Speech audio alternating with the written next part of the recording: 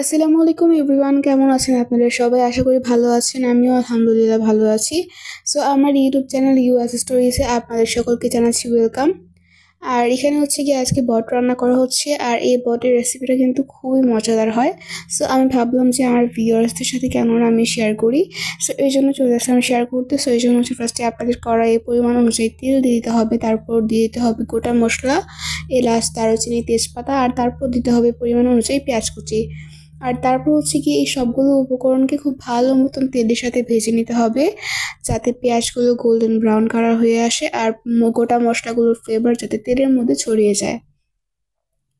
So দেখতে পাচ্ছেন পেঁয়াজগুলো কিন্তু খুব ভালো মতন ভেজে নেওয়া হচ্ছে, আর পেঁয়াজের মধ্যে একটু পরিমাণে লবণ দিয়ে দেওয়া হয়েছে যাতে পেঁয়াজগুলো গলে যায় এই জন্য। আর তারপর হচ্ছে গিয়ে এখানে দিয়ে দেওয়া হয়েছে আলু, আর এই আলুগুলোকে কিন্তু কিউব করে কেটে নেওয়া হয়েছে।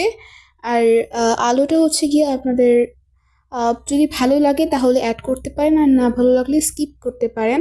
বাট আমাদের বটের সাথে আলু খেতে ভালো লাগে, সো এই জন্য আমরা এখানে আলু দিয়েছি। আর তারপর হচ্ছে গিয়ে এগুলোকে খুব ভালো মতন ভেজে নিতে হবে। আর এরকম পর্যায়ে এখন দিয়ে দিতে হবে আদা রসুনের পেস্ট। সো এখানে হচ্ছে গিয়ে 2 টেবিল চামচ পরিমাণে রসুন বাটা এবং 2 টেবিল চামচ পরিমাণে আদা বাটা দিয়ে এখন খুব ভালো মতন এগুলোর সাথে মিক্সড করে ভেজে নেওয়া হচ্ছে, যাতে কাঁচা আদা রসুনের ফ্লেভারটা না আসে। আর হ্যাঁ, এই বডির রেসিপিটা আপনারা যদি একদম টু জেড ফলো করেন তাহলে আপনাদের রেসিপিটাও এরকম মজাদার হবে। আর তারপর হচ্ছে কি এখানে অ্যাড করা হচ্ছে মরিচের গুঁড়া। আর এখানে লাল মরিচের গুঁড়াটাও আপনাদের সম্পূর্ণ নিজের ইচ্ছার অনুযায়ী দিতে পারেন। যদি ঝাল খেতে বেশি পছন্দ করেন সেক্ষেত্রে ঝালের পরিমাণটা একটু বাড়িয়ে দিতে পারেন। আর তারপর হচ্ছে কি এখানে অ্যাড করা হচ্ছে হলুদের গুঁড়া, জিরার গুঁড়া, ধনিয়া গুঁড়া, গরম মশলার গুঁড়া।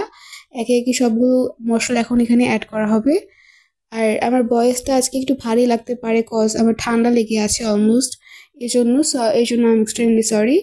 আর তারপর হচ্ছে গিয়ে এখানে সবগুলো উপকরণগুলোকে খুব ভালো মতো মিশিয়ে ভেজে কষিয়ে নিতে হবে।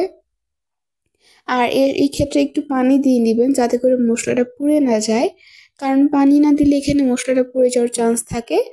আর তারপর হচ্ছে গিয়ে দেখতে পাচ্ছেন এখানে পানি দিয়ে আবার ভালো মতন কষিয়ে নেওয়া হচ্ছে।